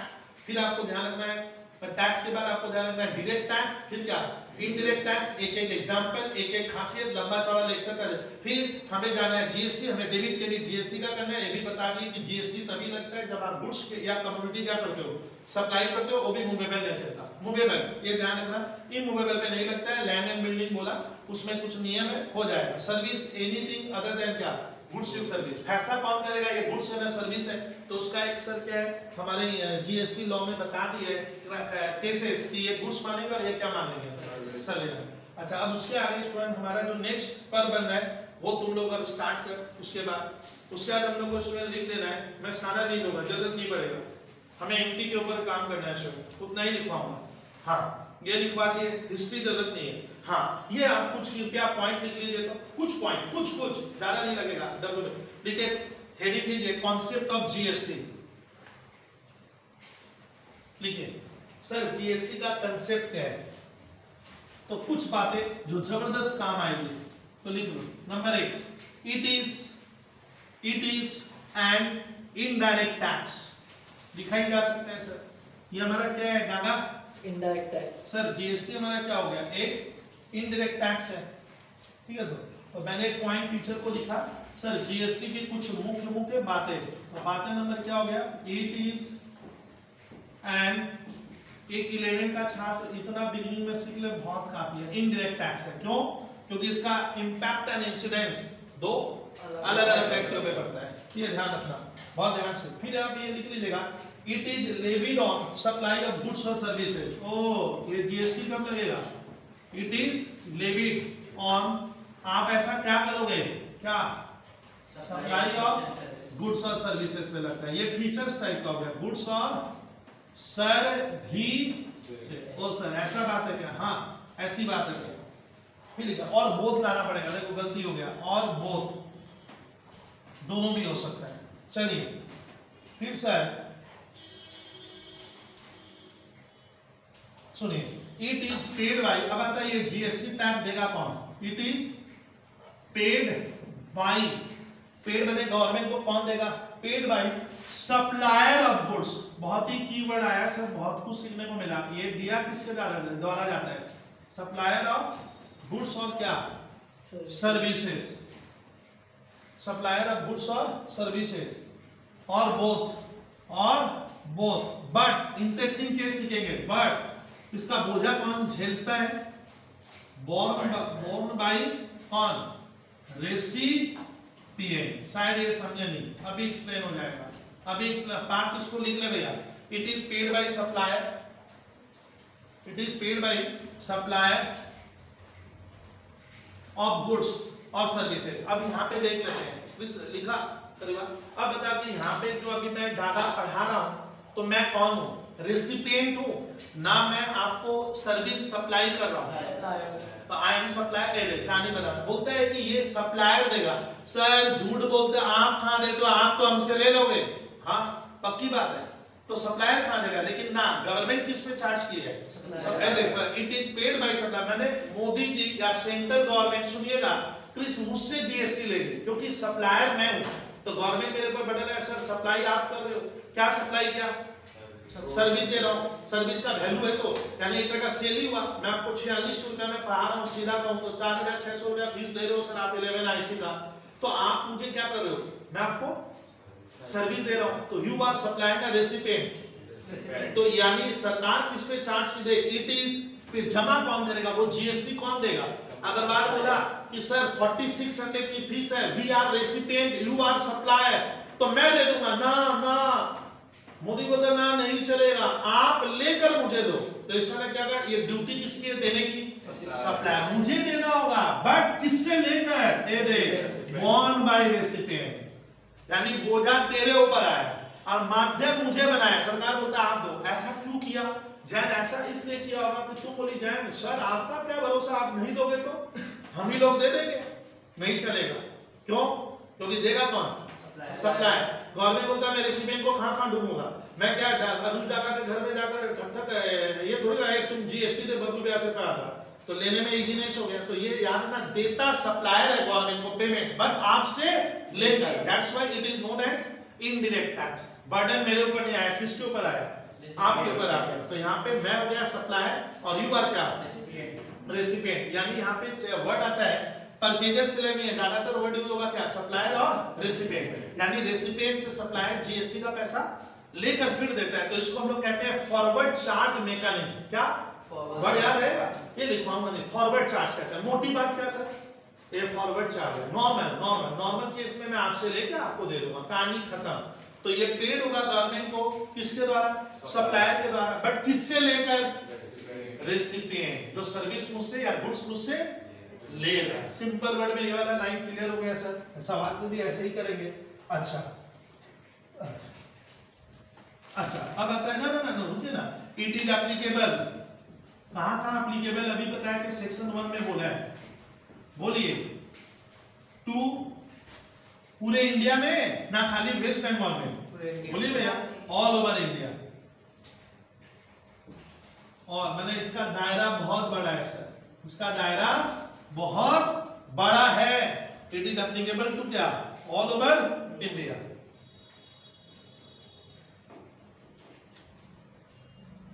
अच्छा, it is a type of value added tax होता है। ये किस तरह का है, it is a type of value added. मान ले एक छात्र बोला सर आप ही लिखे आप ही समझे, value added tax. Value added मतलब क्या, जितनी बार उस गुड्स का वैल्यू एडिशन होगा उसमें धीरे धीरे टैक्स क्या होगा, उस पोर्शन का बढ़ेगा, खाली उतने का ही बढ़ेगा, पूरे का नहीं। ये समझ में आ रहा है? तो इसको मैं डिटेल में एक्सप्लेन नहीं करूंगा, जरूरत नहीं पड़ेगी, आपको एक्सप्लेन करने नहीं देगा। तो ये वैल्यू एडेड है, अगर उसमें वैल्यू एडेड होगा तब क्या होगा, आपका जीएसटी का क्या होगा, इसमें बर्डन आते जाता है। तो बड़ा इंटरेस्टिंग सर बताया था, और मैं सुबह ही बोला हूं, ये टैक्स सबसे पहले फ्रांस में आया था 1954 में। कहां पे, और इंडिया ने कब एप्लीकेबिलिटी की है, 1 जुलाई 2017 से एप्लीकेबल हो गया है। और जम्मू एंड कश्मीर में एप्लीकेबल हुआ था 8 जुलाई। बस ये डेट पूछता है कि कब बच्चा क्या सीखा है, जनरल तो बनाएगा, बुक्स में लिखा हुआ रहता है। तो वैल्यू एडेड टैक्स से एक कृपया ध्यान रखना सर। वैल्यू एडेड का मतलब थोड़ा सा अगर एक्सप्लेन कर देते तो suppose there are 3% A B and C, बहुत ध्यान से देखना, आपको सिखा दे रहा हूं क्या करता है लोग। एक्चुअली 1000 रुपए का एक प्रोडक्ट है, ए के पास, बी को सप्लाई करूंगा, बी को सप्लाई करूंगा, supply he is recipient, I am the supplier. मुझे यहां पे गवर्नमेंट पीछे पड़ गया मेरा, जीएसटी मैं सप्लाई करूंगा, अगर ये गुड्स या सर्विस है तो मुझे जीएसटी लेना होगा। मान ले डागा मैं जीएसटी 100 रुपया लिया, किस रेट से सर, 10%। तो उसके पास पहुंचा कितने में, 1100। अरे 1100, डागा कितना, 1100। चलो ये 100 रुपया मैंने किस चीज का लिया, बी से, जीएसटी, अरे यही तो, चलिए जीएसटी लिया। आपको इजी एग्जाम, ये 100 रुपया मैं उससे ले लिया ना, ये मुझे कहां लेकर आना, ओ सर, लेकिन तो मैं उससे लेकर दिया ना, उससे लेकर दिया, उसका कितना हुआ बोल, 1100। उसमें टैक्स एलिमेंट कितना है, 100, और खाली सामान वाला एलिमेंट कितना है, 1000 में ये प्रॉफिट लिया होगा, हाँ ऑब्वियसली लिया होगा। अरे जब 1000 में बेचो तो प्रॉफिट है, आपको इसको अलग करना होगा। ये कॉस्ट एलिमेंट है और ये कौन सा एलिमेंट है, टैक्स है। This is tax element. भी कह रहा बबलू भैया ये टैक्स है, मतलब टैक्स खरीद लिया तुम, ये तो परचेज ही हुआ ना, ये गुड्स का प्राइस माना जाएगा, ये टैक्स एलिमेंट। अब ये गुड्स डाका क्या कर रहा है, ये किसको पहुंचाएगा, अब ये सप्लायर बन गया और ये रेसिपिएंट बन गया। तो उतने में ही दूंगा, मैंने तो खुद ही 1000 में आया है, नहीं तो मेरा 1000 है, मेरा इसको नहीं लेंगे, जीएसटी वाला तो 1100 टोटल हुआ ना, आप जीएसटी को क्या कर देना अलग। अब बी कहता है कि मैं तेरे को 100 रुपया दिया, यानी गवर्नमेंट को बी कह रहा है बढ़ जाए, ये पैसा नहीं दिया सर, ये झूठा इंसान है, ये तो मुझसे लेकर दिया है, आप मेरे नाम से लिख कर रखो। यानी बी गवर्नमेंट को क्या कर रहा है, 100 रुपया इसने नहीं, क्या दादा बी मतलब मैं दिया हूं ना, मैं दिया हूं वो आपको दे दिया है, यानी जरिया मुझसे लेकर वो आपको दे रहा है। चलो ठीक बात है। अब डागा यही प्रोडक्ट मैंने क्या किया, मान सर प्रॉफिट नहीं जोड़ोगे, जोड़ते हैं, थोड़ा समय लेना गर्ल्स, ये इसी पे सवाल बनेगा। प्रॉफिट कितना लेते हैं सर, चलिए सर प्रॉफिट 400 रुपया ले लेता हूँ। डागा कितना, 1400। अरे मेरा तो 1000 में खरीदी हुआ है, दिस इज माई कॉस्ट, ये कॉस्ट है मेरा 1000, 1100 नहीं, जीएसटी हटा देना पड़ता है, 1000 कॉस्ट है और मैंने प्रॉफिट कितना ऐड कर दिया। अब मैं इसको पकड़ाऊंगा, किसको देने का, सी को दे, तो सी को दूंगा तो क्या लेंगे, हाँ पार्थ शर्मा 140 सर क्यों, मान लो 10%, मान लेना 10%, तो डाला 140 रुपया, सी कितना में लिया 1400 और 140, अरे देखना उसका तो 1540 आएगा, उसका टैक्स कंपोनेंट कितना है और ऑर्डिनरी छोड़ दे। अब सुनना, गवर्नमेंट अब इसको पकड़ा, किसको, अरे सुना यू आर, गवर्नमेंट कह रहा है मैं सुना you are supplier, he is recipient, तुम उससे जीएसटी लिया है, दे मेरे को, दे मेरे को दे, तो बता गवर्नमेंट ऑलरेडी ए से कितना ले लिया है 100 पकड़ लिए। अब इसको ये कितना लिया 140, जैन 140 दो ना, मैं पहले इसको कितना दिया था वो 100, इससे क्या होगा, ओ सर 140, ये खाली कितना देगा, ये 40 ये देगा। अब कहानी बना रहा हूं 140, तो सर जीएसटी देख डागा सुनना, ये इसमें दर सुनेगी बुंदरा तुम, ये इसमें प्रॉफिट कितना जोड़ा था, यही होता है वैल्यू एडिशन, मैंने 1000 रुपए में तो ऑलरेडी उस समय लिया ही हूं, कॉस्ट मेरा 1000 है, मैंने कितना जोड़ा, मैंने 400, बस उसी पे तो जीएसटी लगा, 400 का 10% 40, देख 40 आया, तो ये कौन सा टैक्स हुआ, वैल्यू ऐड। अगर ये वैल्यू ऐड करता है तो उसी पोर्शन का टैक्स गवर्नमेंट को मिलता है। ये थोड़ा सा बहुत लंबा है, जितना पढ़ाओ आपको जानना है, इससे type of value added tax, it's a variant of क्या वैल्यू, जितनी बार वैल्यू बढ़ेगा, सर ये खा पी के खत्म कर दिया, लो क्या हुआ, अरे खत्म है, consume, this is the last, इस चेन में वो लास्ट है, तो मालूम है दिया जाए इसका कितना, अब ये सब काम इसके नहीं आएगा, ये अपने मम्मी पापा को क्या कहेगा कि मेरा तो कितना बैठा 1540, उसको उसमें टैक्स नहीं देखना है मैं टैक्स क्या दिया हूं, तो वो यानी गवर्नमेंट ने बड़ी क्लेवर स्मार्टली पूरा टैक्स इससे ले लिया, मालूम है किससे, अल्टीमेट कंज्यूमर को बोझा पड़ गया। ये जो 140 रुपए टैक्स का गया, तो इसको कहते हैं वैल्यू एडिशन, ऐसे बोलना चाह रहे हैं, इसको एक्सप्लेन ऐसे किए। ये थोड़ा बहुत आप लोग फीचर्स क्या करना, जीएसटी का एक बार रिवाइज कर लेना सर, एक बार रिवाइज कर लेने का है सर, इसमें मैं इतना आगे नहीं बढ़ूंगा। अब हमें जो मेन चीज लिख लेना है लिख लेना, उसमें लिख लेना, थोड़ा सा कृपया आप लिख लेना, इसी में डाल दे, ठीक है, तो लिखना dual model of GST is applicable in India, ये बहुत काम का पॉइंट है, ये जो पॉइंट लिखवा रहा हूं sir one of the finest point है जिसमें हम सम बनाएंगे, ये लिख लिया होगा, अब लिख लो dual model of GST is applicable in India. Dual model हर कंट्री में नहीं है, बट कुछ कुछ कंट्रियों में है डुअल मॉडल चलता है, जैसे कनाडा में, तो लिखिए डुअल मॉडल ऑफ क्या जीएसटी इज क्या एप्लीकेबल है। इंडिया में डागा कुछ समझा इस लाइन का मीनिंग, तो लिखवा दिया, मिल गया पॉइंट, बहुत काम का पॉइंट है। डुअल मॉडल क्या होता है, जब हमारे सर एक होता है सेंट्रल गवर्नमेंट और एक क्या होता है, इसे डुअल मॉडल मैंने जीएसटी का बंटवारा होता है सेंट्रल और क्या, इसी चीज को लोग क्या बोला है डुअल मॉडल है, एक नहीं है, कितना है, दो है, क्लियर करना, उसको लोग बोला है डुअल मॉडल ऑफ जीएसटी क्या एप्लीकेबल है हमारे इंडिया में, इज एप्लीकेबल इन इंडिया, लिखा जा सकता है, बुराई नहीं है सर, एक काम का पॉइंट है, ये आप इतना सा लिख लो, सारा नहीं लिख पा रहा, बहुत लंबा है, छोड़ दीजिए सर।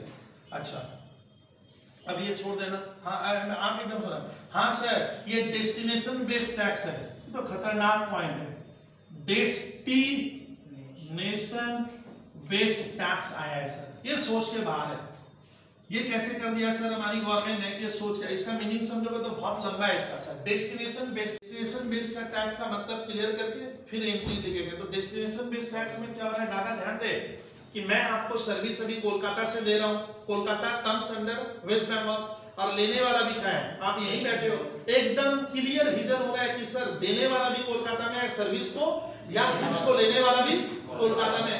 तो इसमें क्या होता है, जिस स्टेट में मैं दे रहा हूं और उसी स्टेट में क्या रहा है सर्विस दे रहे हैं, तो इसको इस चैप्टर में कहते हैं इंट्रा स्टेट सप्लाई।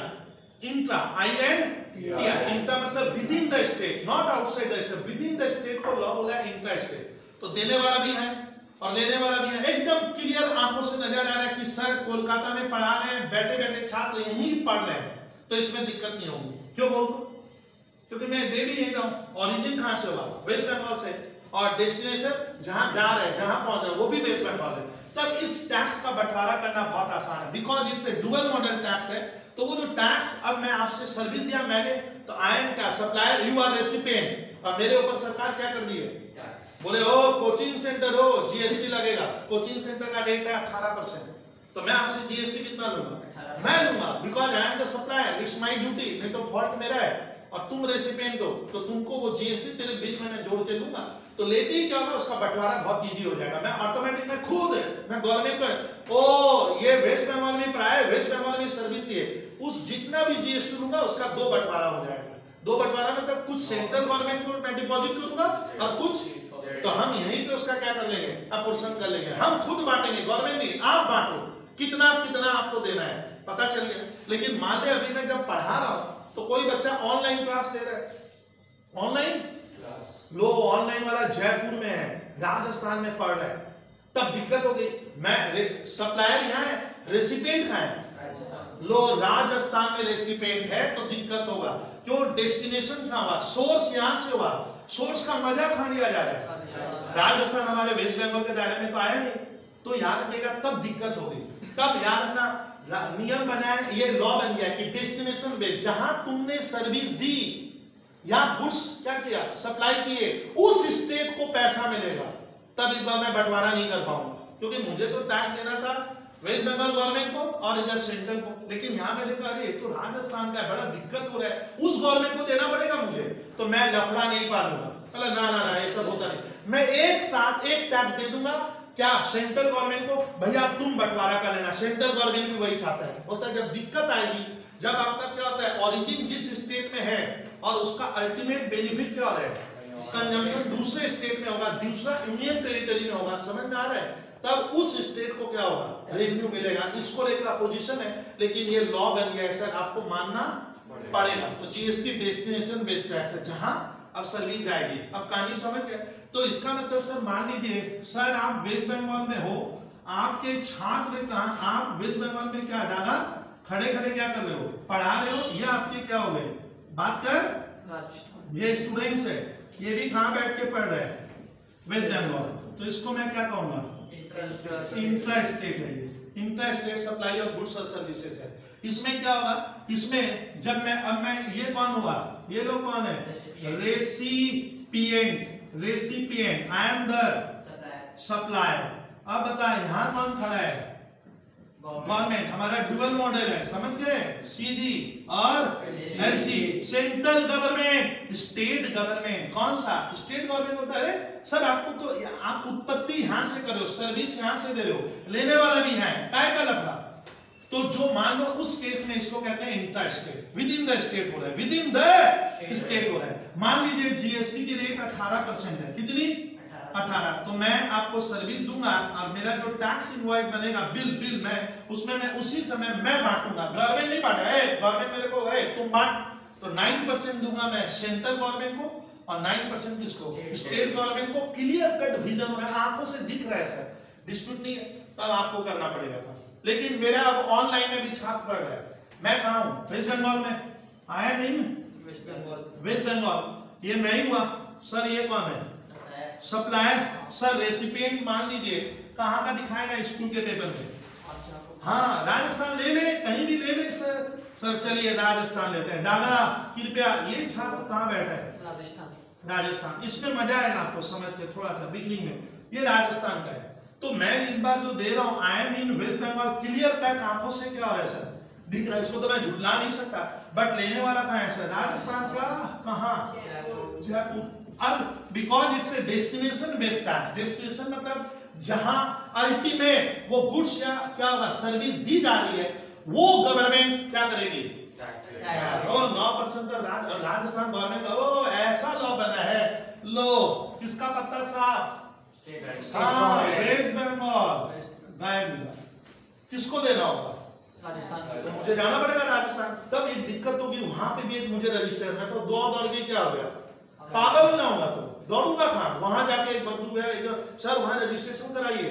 कितना बढ़िया काम किया है हमारी सेंट्रल गवर्नमेंट। सर घबराओ मत, वो पैसा राजस्थान गवर्नमेंट को जीएसटी मिलेगा, बात सही है। आप एक काम करो, एक ही टैक्स दे दो, कितना 9 कितना होता है, इकट्ठा 18% दे दो, और नाम में क्या लगा दो, इंटीग्रेटेड जीएसटी। ओ सर अब ये इंटीग्रेटेड किसको दूंगा मैं, सेंट्रल गवर्नमेंट। हाँ पूरा, ओ मोदी जी खुश हो गए, पूरा मेरे पास आया ना, बाद में देना पड़ेगा, आधा दे देगा। इतना तो समझ लेगा रे भाई। तो इसमें क्या हो गया, एक होता है इंट्रा स्टेट सप्लाई, या इंट्रा स्टेट में खाली स्टेट तो नहीं, हमारे यहाँ यूनियन टेरिटरी है। यूनियन टेरिटरी और स्टेट में डिफरेंस होता है, मालूम है। यूनियन टेरिटरी और स्टेट में बेसिक डिफरेंस खाली बोल दूं क्या होता है कि सर यूनियन टेरिटरी में क्या होता है, जो एडमिनिस्ट्रेशन होता है वो किसका रहता है, वो सेंट्रल गवर्नमेंट के हाथ में रहता है। मैंने देखा जाए तो नाम का जो यूनियन टेरिटरी है वो सेंट्रल गवर्नमेंट का, दादागिरी चलेगा सेंट्रल गवर्नमेंट, जो चाहे करूं मैं, वैसा होता है। इसीलिए दिल्ली में बहुत बार देख रहा हूं, वहां का सीएम बोलता है कि हमें स्टेट बदल दो। दिल्ली क्या है, यूनियन टेरिटरी है। इसीलिए सर हमारे वहां का सीएम बड़ा नाराज है, उसके पुलिस उसके हाथ में नहीं है, कौन है, सेंट्रल गवर्नमेंट के हाथ में। तो समझ में आ रहा है। तो इसलिए क्या था हमारे देश में सर, एक होता है स्टेट गवर्नमेंट, एक क्या और एक ना, ये तो हुआ मतलब एक यूनियन टेरिटरी एक स्टेट, आपको ये दिक्कत कर सकता है, ये ध्यान रखना। तो आपको क्या होगा, अगर आपका कोई गुड्स सप्लाई हो रहा है या सर्विस हो रहा है, सुनिए यूनियन टेरिटरी से यूनियन टेरिटरी में ही जा रहा है, तो वो भी इंट्रा गया, वो भी क्या है, intra with in the state है। लेकिन वहां पे जो जीएसटी होगा क्या होगा, यूटी जीएसटी, कौन सा यूटी और सेंट्रल गवर्नमेंट और अच्छा। लेकिन मालूम है यूटी जीएसटी का भी पैसा कौन रखता है, सेंट्रल गवर्नमेंट रख लेगा। ये थोड़ा सा कंफ्यूजन हो जाता है तुम लोगों के मन में। तो आपको ध्यान रखना है कि सर जीएसटी में, अब एक ब्रीफ दे देता हूं सर, आप इस तरह का एक तो लाइन बना लेने का, sir with in the state, क्या इंट्रा स्टेट हो गया, वो क्या हो गया, इंट्रा स्टेट। यहां से सोचिए ना सर, स्टेट के बाहर इंटर स्टेट है ना, पहले वो इंटर स्टेट हो गया, और मैं मेरे को सुन ही नहीं रहे, मैं एक्सपोर्ट और क्या कर सकता हूं, इंपोर्ट, वो भी सर इंडिया के बाहर से हो रहा है। अब इंटर स्टेट होने से आपका क्या होगा, 2 जीएसटी होगा, एसजीएसटी और सीजीएसटी, समझ में आ रहा है। इंटर होने से बस आपको, और सर अगर वो इंट्रा यूनियन टेरिटरी भी तो हो सकता है, यूनियन टेरिटरी तो वर्ड होगा क्या, यूटी जीएसटी।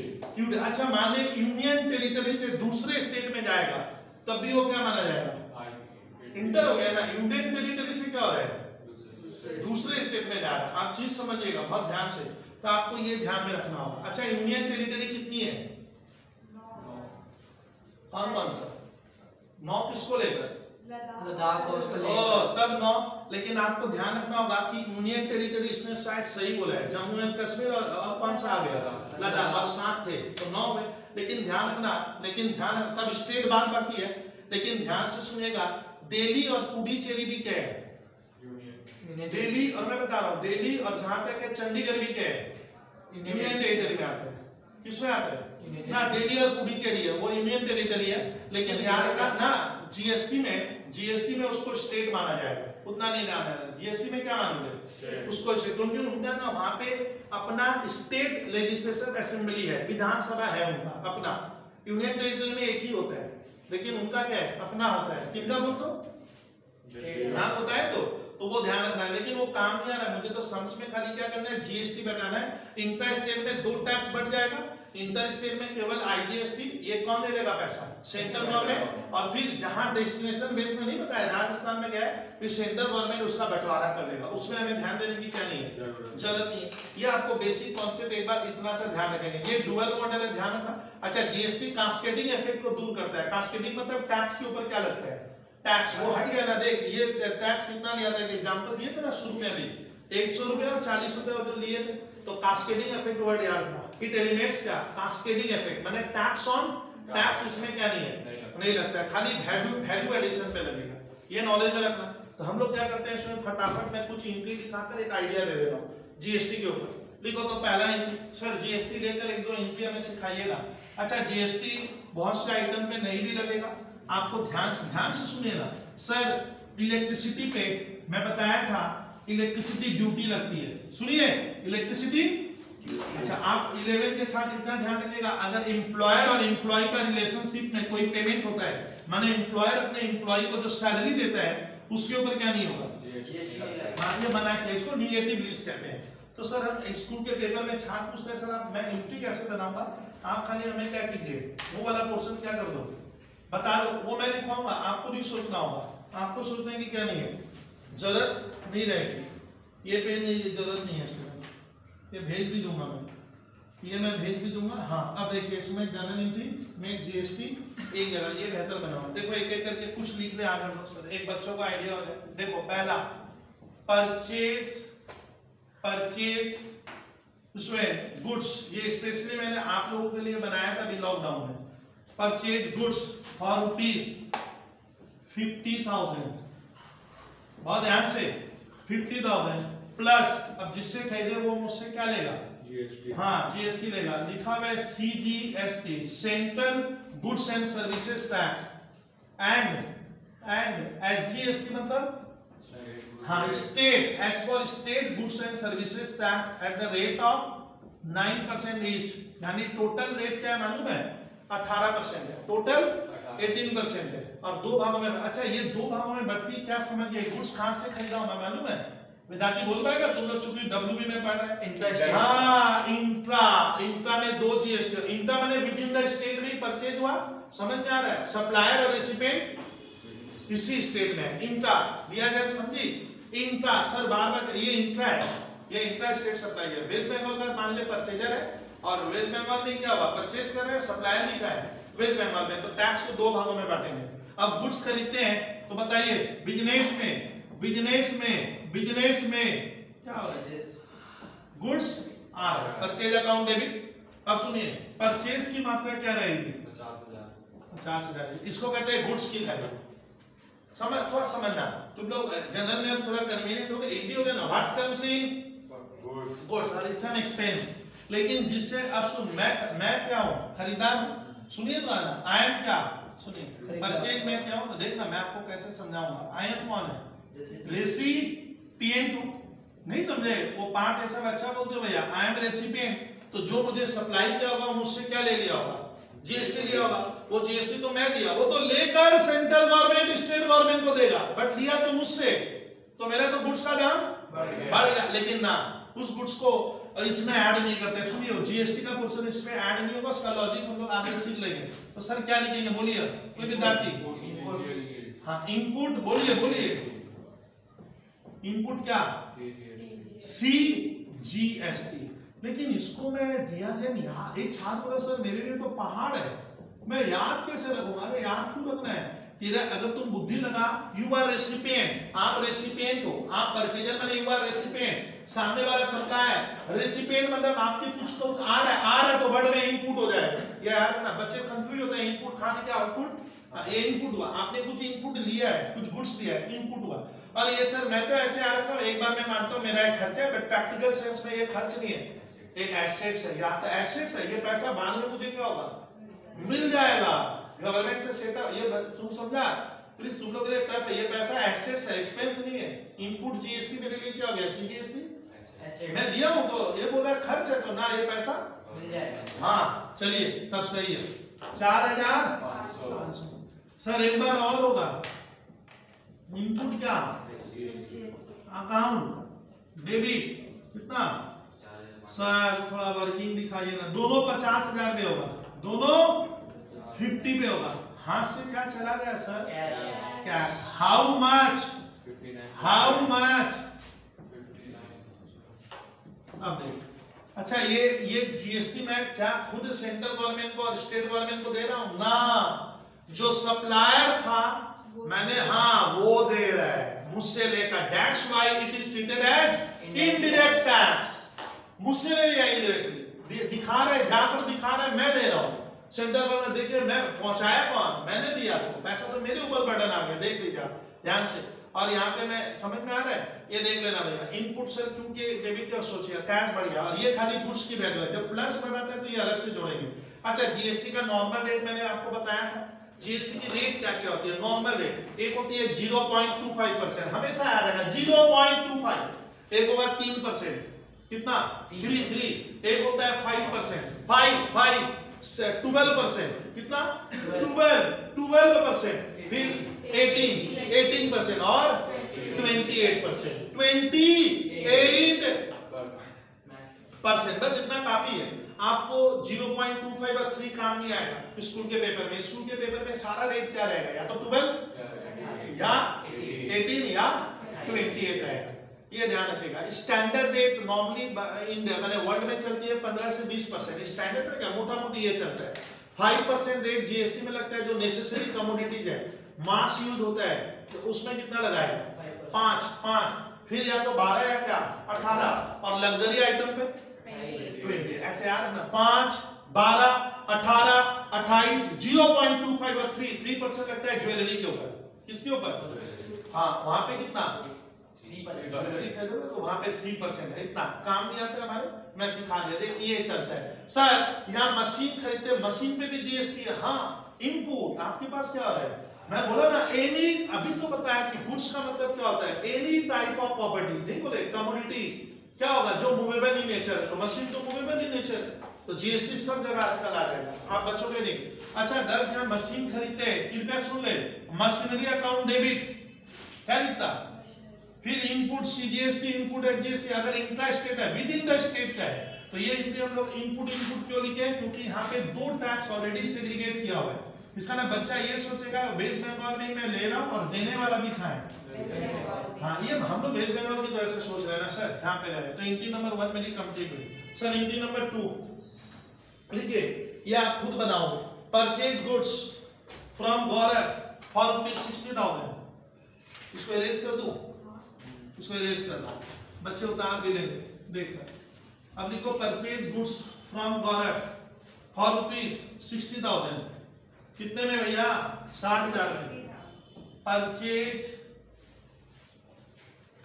गलती हो गया, गुड्स किससे सर, फ्रॉम गौरव, कितने का सर ₹60,000, 60 प्लस, फिर लिखा है क्या, plus CGST and SGST at the rate of 9% each। इस बार इस ट्रांजैक्शन में सर एग्जांपल नंबर 2 में किसका नाम आया है, यानी when the name of the person is available, तो ये क्रेडिट, और आगे इन कैश बाय चेक नहीं है, तो ये मैं क्रेडिट में खरीदा हूं, ऊपर वाला कैश में था। क्रिस, इसको मैं डायरेक्ट लिख दूं विद्यार्थी, what's comes in goods, purchase मेरा रोज का खर्च है, रोज खरीदते गुड्स की वैल्यू कितनी है। अच्छा, जिससे आई एम द रेसिपिएंट, तो मुझे सामने वाले को मैं इन कर रहा हूं ना आउट कर रहा हूं, इनपुट हुआ, मेरा एक्सपेंस है, लेकिन हम मानेंगे वो रियल में बोलिए वर्ड बोलिए, इनपुट बोलिए, हाँ जितना बोलेंगे उतना लर्न होगा सर। 5400, फिर हमारे छात्र बोलेंगे, मुंडा बोल, एसजी एसटी डेबिट, कितने पे करेंगे 9% ना, 5400 हो रहा है। और हु इज द गिवर, गौरव, ये लायबिलिटी मेरी बढ़ गई सर, तब बिजनेस का लायबिलिटी इंक्रीज हो गया। लिखिए टू गौरव, हाउ मच 70,800, हाँ 70,800, इतना पैसा देना है। देख लीजिए दोनों ट्रांजैक्शन को मैंने मैच करवाया, एक कैश में हुआ और एक किस में हुआ, क्रेडिट में खरीदेंगे तो काम तो हो गया, जीएसटी लगा। इनपुट वर्ड क्यों लाते हैं, डागा लॉजिक लगाया, मेरे घर में कुछ आ रहा है, इनपुट है, मैं आई एम द रेसिपिएंट, मैं पाने वाला हूं, तो इनपुट वर्ड लगेगा। सर तीसरा लिखवा दोगे आप, हाँ क्यों नहीं लिखवा दें, लिख purchase goods from Gaurav, same item लेकिन डिफरेंट एंगल में, इरेज करूंगा गर्ल्स, इसको मैं अब इरेज कर दे रहा हूं, मैं एक एक करके लिखूंगा, इरेज करूंगा, आप लोग कंपेयर करके देखना। परचेज गुड्स फ्रॉम गौरव, कितना नंबर आइटम हुआ ये 3। परचेज स्टूडेंट क्या, गुड्स, फिर क्या फ्रॉम गौरव, सर एक ही है लगता है, आप भूल गए हो ना, अलग है। Purchase goods from Gaurav for ₹80,000, कितने का 80,000 आप समझते हो सर। और क्या लिखा मैं देखता हूं, plus PLUS CGST and SGST at the rate of 9% each। ये अभी लंबा कहानी है। इशूड इन चेक, बोलिए मैंने उसको क्या किया, हमने गौरव को चेक से पैसा दिया। इशूड इन चेक ₹50,000 कितना दिए, 50,000 का मैंने हम लोगों ने चेक दे दिया sir. Balance payable after 2 months, बोलिए बैलेंस क्या पेबल मैंने दूंगा आफ्टर क्या, आफ्टर 2 मंथ्स। कुछ समझे, मैं उसको बैलेंस कब दूंगा, 2 महीना बाद। ओ सर इसमें टैक्स में भी काम हुआ है, थोड़ा बहुत आप क्रेडिट में भी किए हो। अब समझ में आ रहा है। वी आर रेसिपिएंट ना गिवर, हम लोग रेसिपिएंट है, मुझे सप्लाई मिल रही है तो वी आर रेसिपिएंट। जो रेसिपिएंट होगा उसको टैक्स देना पड़ेगा और वो सप्लायर लेके देगा। समझ में आ रहा है सर। गुड्स कितने गए, अच्छा एक नाम आया, हाँ sir it's a credit transaction ना, चेक दिए। चलिए कहानी सर करवा लेंगे, घबराइए मत। लिखिए परचेजेज अकाउंट डेबिट, इसमें गुड्स का नाम आएगा सिर्फ। ओ सर फिर इनपुट CGST, ओ सर CGST 80,000 इंटू 720 सर। और क्या लगेगा लाते समय, इनपुट बोलिए SGST डेबिट कितना, 80,000 इंटू कितना आएगा,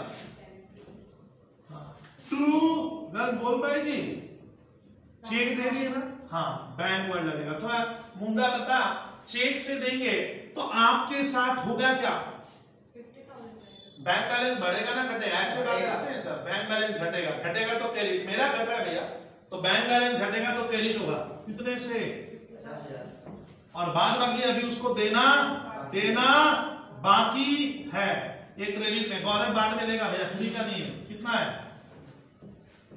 बोलिए,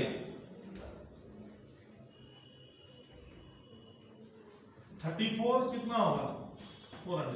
जो मुझे डाला क्या करने का, 34 होगा ना, कितना कितना, हाँ सही बोलिए। अच्छा घबराइए ना, नाम इतना 44। तो देखिए तो गुड्स के ऊपर हम लोग प्लीज क्या क्या सीखे। एक गुड्स में कैश में खरीदा, एक गौरव से क्रेडिट में खरीदा, एक फिर हाँ थोड़ा टैक्स दिखा दिया, थोड़ा मैंने इस तरह से मैं वैरायटी पेज में 45 जनरली रेडी कर दिया हम लोग, जो पूरा इंटायर जीएसटी कवर कर देगा अपना 11 का एटलीस्ट। हाँ सर हो गया। लिखिए परचेज गुड्स फ्रॉम विशाल, कितने नंबर पे कौन गया डाला, 4 नंबर। परचेज गुड्स फ्रॉम विशाल, गौरव नहीं नाम क्या है, विशाल। हमने विशाल से गुड्स खरीदा सर, किस तरह का आइटम ले रहे हैं सर, लीजिए तो परचेज गुड्स फ्रॉम विशाल, तो विशाल से मैंने गुड्स खरीदा सर। बार बार तो वही परचेज करके ना, ट्विस्ट आएगा धीरे धीरे। 50,000 प्लस, ये आप लोग कोई नहीं बोलेंगे, दिया जैन बोलेंगे मुझे, plus IGST integrated goods and service tax at the rate of 12% against cheque payment. कोई आंसर नहीं चाहिए मुझे तेरे से, अगेंस्ट चेक पेमेंट। कहानी बताइए आप मुझे, बता दो इसमें IGST क्यों आया, एक जन बोलेगा। यानी ये गुड्स में वेस्ट बंगाल में, मान ले we are from West Bengal, और ये गुड्स हमने वेस्ट बंगाल से क्या नहीं किया है, नहीं लिया है। जब मैं दूसरे स्टेट या दूसरे यूनियन टेरिटरी से अपने वेस्ट बंगाल में लाऊंगा तो एक ही टैक्स लगता है और टैक्स का रेट जुड़ जाता है एक साथ, उसको कहते हैं क्या, इंटीग्रेटेड। इसमें CGST SGST क्या होगा, ऐसा क्यों करेंगे, क्योंकि मैं वेस्ट बंगाल का हूं, ध्यान से सुना, बाहर से आ रहा है तो इसका गवर्नमेंट बोलता है कि तब दिक्कत होती है पैसे को बांटने में, तो आपको एक ही टैक्स लगाना है। इसको 12 दो नहीं होगा, 12 है तो मतलब समझ रहे, 12 ही है ये। अब बताइए इंटीग्रेटेड क्या हो रहा है, अगर मैं वेस्ट बंगाल का हूं, we are from West Bengal, और सामने वाला मान ले बिहार का है, अब समझ गए तुम, तो वो जब मान लो ये मुझे गुड्स क्या कर रहा है, वी परचेज गुड्स फ्रॉम कहां, बिहार, तो दो अलग अलग स्टेट हो गया। अगर अलग अलग स्टेट से खरीदते हो तो उसको क्या कहते हैं, इंटर स्टेट। इंटर स्टेट और इंटर स्टेट में टैक्स क्या लगता है, आईजीएसटी, और एक साथ कंबाइन मतलब दो रेट मिलकर क्या होती है, एक। अभी बताया था एक से डुबल बेस कॉन्सेप्ट, डुबल में टैक्स रेट दो होगी, लेकिन यहाँ दो मिलकर क्या हो गया, एक हो गया। ऐसा कुछ कहानी है। बाद में इस पैसे को सेंट्रल गवर्नमेंट और उस स्टेट गवर्नमेंट में क्या होगा, बंटवारा होगा। समझ में आ रहा है? बस तो आईजीएसटी अलग मीनिंग दे रहा है सर, इसमें सर ने सडनली अपना फ्लेवर बदल दिया। मैं नोट बनाया इंटर स्टेट का ट्रांजैक्शन डाला, अभी तक इंट्रा था, इंट्रा। चलिए, परचेज अकाउंट डेबिट, गुड्स की मात्रा 50,000। फिर भाषा में क्या आएगा, भाषा, भाषा ओ सर इनपुट आएगा, खाली एक ही लगेगा है, 50,000 इंटू 12 है क्या, 6। और उधार का हुआ है क्या, इट्स ए क्रेडिट ना सर, नाम दिया है बट आगे चेक। हमने पैसा बोल अग्रवाल दे दिया ना, नहीं दिया, अपना बैंक बैलेंस ऐसे बोलिए ना मेरी तरह, अपना बैंक बैलेंस रिड्यूस होगा। Whenever bank balance reduces it goes on credit side, it goes on credit side. हो गया सर। उसके बाद सर तो कहानी दिखाइए तो देखते हैं कैसे होगा। चलिए मैं कराऊंगा, आपको कुछ करने का नहीं है। ट्रांजैक्शन 5 इसको पहले नोट कर, ये इंटर स्टेट का डायग्राम जानबूझकर बनाया। मान लीजिए बिहार से खरीदे थे, बिहार वाला व्यक्ति है सर यहाँ पे, तो ये गुड्स मैं बिहार से लाया और मैं वेस्ट बंगाल का हूँ। अच्छा बताइए यहाँ डेस्टिनेशन कहाँ हो रहा है, कोई बोल पाएगा? ओरिजिन कहाँ से आया, तो ओरिजिन यहाँ तो आया है, कहाँ से आया, तो ओरिजिन उत्पत्ति यहाँ से हो रही है और कंजम्पशन, आप कंफ्यूजन में हो तो ये कौन सा टैक्स है, ना डेस्टिनेशन बेस्ड टैक्स, जहाँ पे गुड्स क्या होगा, कंज्यूम होगा या सर्विस, वहाँ उसको मैं बोला ये हो गया ओरिजिन और ये क्या है डेस्टिनेशन, तो यहाँ है फाइनल। कंफ्यूज मत हो थोड़ा सा। चलिए सर कौन सा ले लो, 5 नंबर थोड़ा टफ है, इसमें डिस्काउंट आ जाएगा, बन जाएगा, तो 5 नंबर लिखो, 5 तक तो करे भाई, देखा जाए।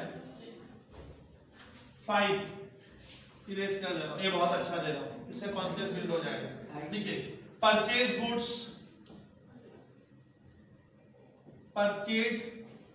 गुड्स ये बहुत अच्छा होगा। फॉर रुपीज कितने का, rupees 50,000।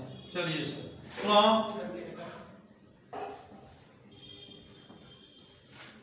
Rahul traders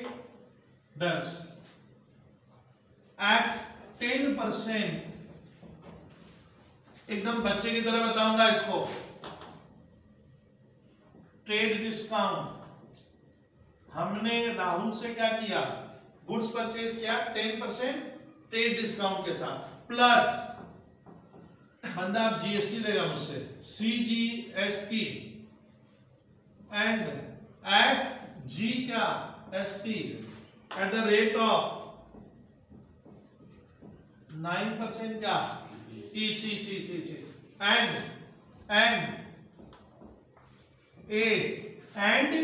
A cash discount and a cash discount of 2% on payment made or payment क्या made within 7 days, within क्या 7 days from the date of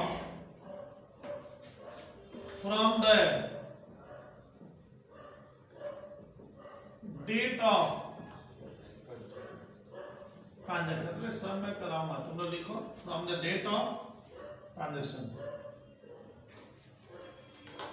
देखो इसका पहले वर्किंग बनाओ स्टूडेंट, इसका क्या करो वर्किंग, मैं सर से कहेंगे आप घबराए मत ना, वर्किंग बनाना आपको। देखिए होता क्या है, तुम लोग तो अब सुन एक बार मुद्दा आप लोग कृपया इस ट्रांजैक्शन को बढ़िया समझिए तो परचेज का जो क्रिटिकल कॉन्सेप्ट है क्लियर हो जाएगा। देख अग्रवाल, ट्रेड डिस्काउंट वो डिस्काउंट है जो बुक्स ऑफ अकाउंट्स में रिकॉर्ड नहीं होता है। क्या नहीं होता है सर?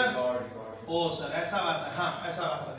और 9% हमें क्या लगेगा, ये दो जब जीएसटी की रेट आती है तो ये सामान क्या हो गया, intra with in the state का परचेज सेल है, इंट्रा स्टेट है। चलिए सर, अच्छा हम रेसिपिएंट है, रेसिपिएंट मेरे पास कुछ आर है, वर्ड होगा इनपुट। चलिए सर, अब सुन, जिससे मैं परचेज किया वो व्यक्ति मुझे बोल रहा है लालच, क्या लालच दिया सर, आपको मैं कैश डिस्काउंट दूंगा, सुनिए ना कहानी, कितना देगा, लेकिन कंडीशन है अगर आप पेमेंट 7 दिन में करोगे, परचेज वाले डेट से जिस दिन ट्रांजैक्शन हुआ वहां से 7 दिन के भीतर। सर मालूम ही नहीं चला पेमेंट हुआ या नहीं हुआ, यही तो कहानी है। अब देख, इसका एक वर्किंग हमेशा स्कूल बुक्स में भी बनता है, मैं आपको जो इस सारे में सिखा रहा हूँ कृपया बच्चा की तरह सीखेगा। पहले जो पहला अमाउंट हम लोग क्रिस करीबा लिखते हैं उसको क्या कहते हैं, ग्रॉस। मेरे को सर को देख, सर को, ओ सर क्या बोला, 50,000 इज द ग्रॉस अमाउंट। अब जिससे परचेज मैं कर रहा हूं ना, we are the purchaser, we are the recipient, सामने वाला मुझे बोला जिससे लाए, सर आपको 10% डिस्काउंट देंगे। पेड डिस्काउंट हमारे इंडिया में रिकॉर्ड नहीं होता है, बट कैलकुलेशन होगा और इससे मेरा गुड्स का प्राइस कम हो जाएगा। देखते जाइए सर को, जो भूले हो जाए पक्का याद आएगा, पक्का। अरे सुन अभी 45, ओ सर कल देखिए तो क्या नाम दिए स्कूल में, ओ सर ऐसा। अब बता, मैंने क्लास में चिल्ला कर कहा है कि पेड डिस्काउंट को बुक्स में ओ इसमें स्टार लगाएंगे ऐसा, इसका नहीं जनरल एंट्री इस रुपये से बनेगी। What's comes in, goods comes in, how much, कोई 50 0 5 0 कितना। अब कहानी सुनेगा सर, जीएसटी इतना दूर पता आया था। चलिए कृपया विद्यार्थी अभी ध्यान देंगे, तुम प्लीज सुनना। Trade discount as per rules of account it is calculated, calculation इसका होगा, it must be calculated but it never shown in books of account. By trade discount account debit credit कुछ नहीं होता। चलिए ये रिकॉर्ड होगा, sir ने ऐसा, ये मैं रिकॉर्ड करूंगा, लेकिन जिससे लाया वो फंसा दिया, बोला जीएसटी दे, तो जीएसटी इस अमाउंट पे नहीं लगता। आफ्टर डिडक्टिंग ट्रेड डिस्काउंट उस पे जीएसटी लगेगा। कभी गलती मत करना, सुन अभी सर को सुन दे जा। सर जीएसटी का रेट बोले यहाँ वर्किंग करेंगे, ऐसा कार्य में भैया फ्री में थोड़ी करा रहा हूँ। CGST और रेट कितनी है, करो कोई तो करके बता सर। 9% करो तो कितना होगा, 405040, यानी मुझे डागा हम जो गुड्स खरीदे जिस व्यक्ति से खरीदे, दैट इज कौन, राहुल ट्रेडर। तो ये पैसा मुझे इसमें वो मानेगा ना, इतने में नहीं मानेगा, उसको ये भी मुझे क्या करना है, वो सरकार को जीएसटी देगा बट वसूल मुझसे करेगा, तो मेरा तो कॉस्ट क्या हो गया, मैंने ओवरऑल वैल्यू बढ़ गया। ऐसे बोलिए आप, ओ सर देखो अब कहानी, इसको 2 बार बनाऊंगा, सर पेमेंट हुआ कि नहीं हुआ बोलो आप, अरे मुझे नहीं मालूम। तो ऐसे क्वेश्चन को क्या करना है, पहले आप मानो कि मेरे पास घर में क्या हुआ, गुड्स डाला आया। सर जो बच्चे नहीं जानते सुने, ये 45 यहां से क्या होगा, ऐसे एकदम दिखा, ये आएगा, ये गुड्स का वैल्यू है, इसको लिखो गुड्स का वैल्यू। चलो सर, उसको जीएसटी दिए जाते समय, इनपुट होते समय, input CGST account debit. Sir कितना देंगे, 4050 सर, और सर कितना दोगे, 40।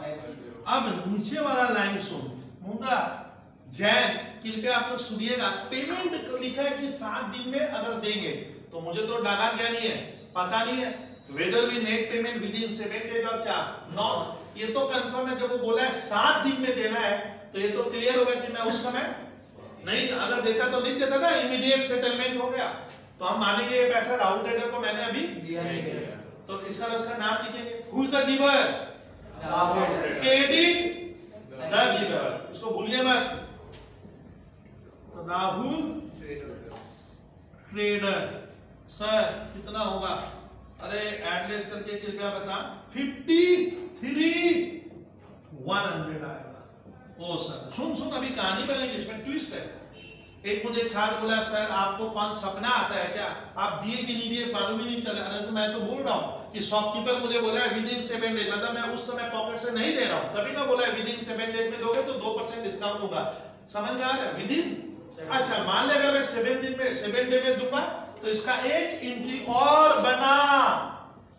इफ क्या हेडिंग में क्या लिखो, इफ पेमेंट इज मेड।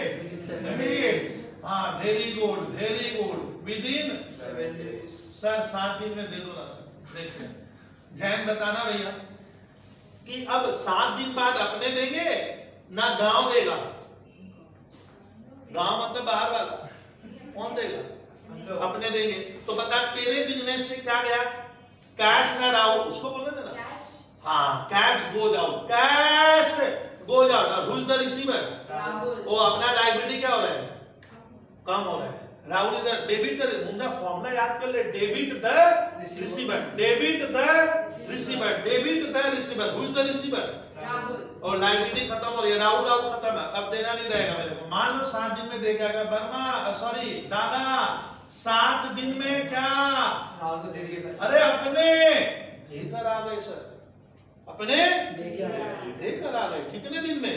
7 दिन। ओ सर 7 दिन में कितना दिए? पूरा लिख, हिसाब किताब बराबर।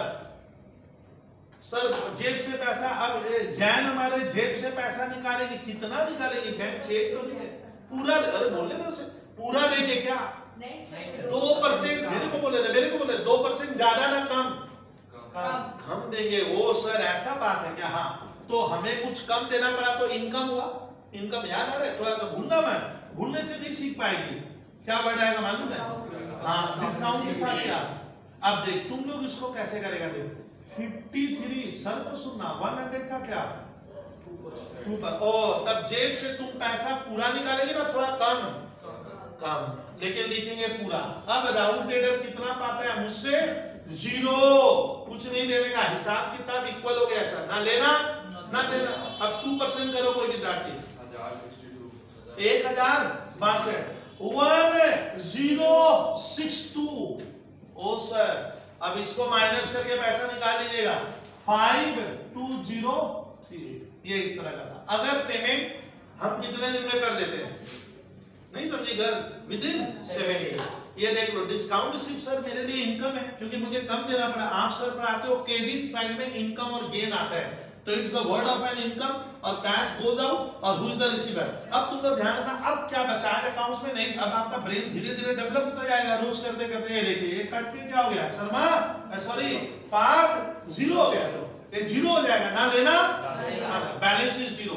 अभी कोई बोलेगा सर राउंड ट्रेडर को कितना देना? भैया 0 देना, काम खत्म करना। तुम एक बार चीज को समझ, एक बार चीज को आप समझिएगा। अब प्लीज एक चीज और सोचिए, आपको 2% डिस्काउंट मिल रहा है, कितना परसेंट? 2%। तो तुम पहले इसको लिखेगा ना, इसको। अब ये बता, पहले 2% तुम बता दूंगा। अरे स्कूल के पेपर में तो ये सब लिखना पड़ता है ना भैया। तो तुम 2% ये पहले लिखेगी ना, ये ना ये पहले 53 हाँ चलिए और आगे बोलिए। अरे बोल, तो इजी चीज है जैन तुम। अरे स्कूल में लिखना पड़ेगा ना, तो छात्र इसका करता है 53 102%, फिर कैलकुलेटर में इससे इसको माइनस ना। अपने नहीं करेंगे, अपने 2% कम दे रहे हैं, तो बंदे को दे कितना रहा हूं मैं? 98%। अरे तेरा स्कूल में 2% मार्क्स कम आया 100 में, तो लाए कितना? 98। ओ सर, तो बच्चे लोग ने देखा इतना क्लेवर है, वो माइनस करने में कैलकुलेटर में वक्त लगता है रे दादा। तो क्या करने का? 52 ना 53 बोल इंटू सीधा आ जाएगा। 0.98 भी लिख सकते हो। तो मेरे को ऐसे माइनस करने की क्या नहीं है, माइनस में थोड़ा वक्त लगता है, सारा डिजिट 5 को ऐसे लिख के माइनस करो सीधा। 98% मैंने 98/100 0.98। बच्चा 53 100 लिख के इंटू 0.98 करके लिख देगा, इंटू 0.02 करेंगे तो 1062 आएगा। ठीक है, वो देखना। ये देखिए पहले यहाँ पर इसमें मैं ये भी सिखा दिए कि पूछेगा कि जीएसटी किस अमाउंट पे कैलकुलेट होता है। क्या सिखाए? Net amount after deducting. Sir bank discount भी लेस करो, वो हमारे उसको लेस करके नहीं होगा, पहले ये इस पे लगेगा। अब समझ में आ रहा है मैं क्या बोल रहा हूँ? मैं देख लेना, ट्रेड डिस्काउंट ऑलवेज क्या कर देंगे अपने विद्यार्थी? डिडक्ट अरे बोल तो सही, हाँ करके निकालना। जो लेस करके आते हैं, हाँ लेस करके आएंगे तो क्या होगा? बंद नहीं करना है। अभी तो बोला ही हमने चल रहा है हम बोला आवाज है कितना देर टाइम हुआ 8 मिनट सारे ऐसे पहले से कितना टाइम हुआ उसके पहले 2 घंटे तब आज का क्लास हम लोग थोड़ा ऑफ करें रुक जा स्टूडेंट क्या कहे आज हम लोग क्लास रोक रहे हैं स्टॉप द क्लास कर रहा हूँ एंट्री 5 की है ठीक है तो जीएसटी की पहली क्लास है नोट को लिख लेना होगा चलिए थैंक यू स्टूडेंट्स